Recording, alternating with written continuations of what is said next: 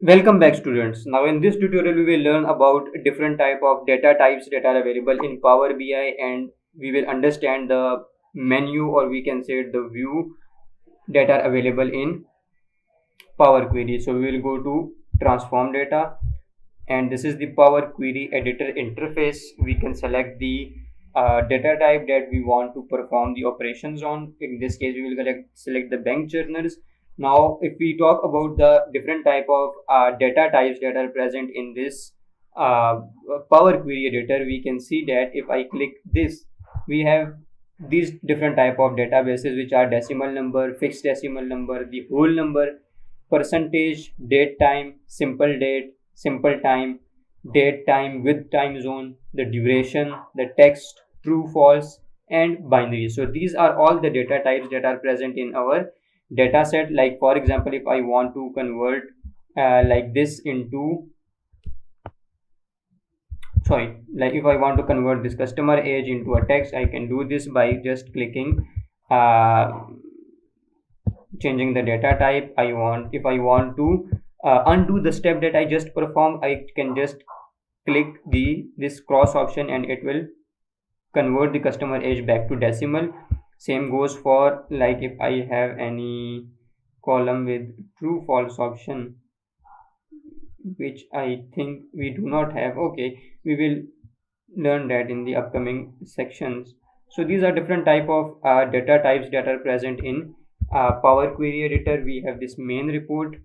What we can check here is, now you see the data in this main report is imported, but the column names are not set, and the columns are present in the first row. So what we can do is, I can go here, use first row as headers. If I click this section, you will see the column names that were previously column 1, column 2, column 3, 4, 5 and so on will be updated with the first row, which is affiliate, brand, site, site code, country and so on.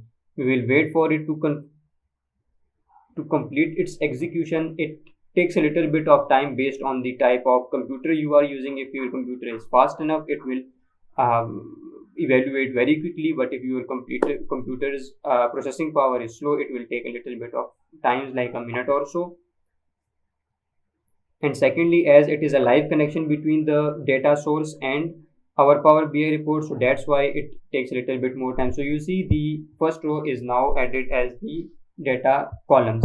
Apart from this, column names, apart from this, we have different types of options. Like if I want to remove certain columns, I can click remove columns. If I want to remove a number of rows, I can set remove top rows, and then I can write the number of rows that I want to remove. For example, if I want to remove, for example, 10 rows, I will click OK, and the first 10 rows will be removed from the data set.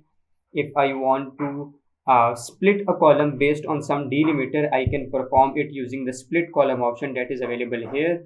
Next, if I want to group by the data, I can perform the group by operation. So we have a lot of different options that are available to us in this case.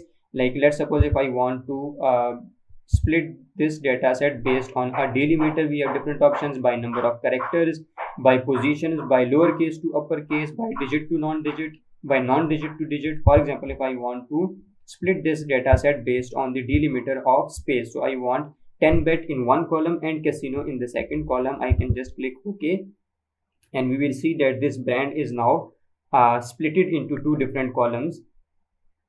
We will wait for it to complete its execution.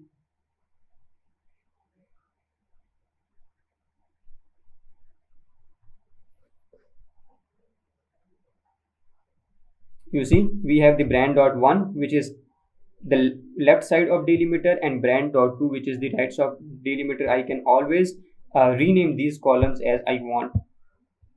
Next, we have a lot of options, other options, which are the transform. Like if I want to perform a transpose of the data set, the reverse rows, the count rows, we can replace the values based on uh, whatever criteria we have. We can split the columns, we can add a new column. For example, we can add a custom column based on the formula. We can add a conditional column based on the condition of the existing column. So these are different type of options that are available in Power Query Editor, and we can always undo the steps each step that we perform is recorded in this applied steps section, and if we want to remove a specific step, we can just click cross and it will be removed. So if I cross this, you can see that the this brand column, which was previously divided into two columns, is again concatenated into one column. So that's how things goes. We will learn about it more in the upcoming videos.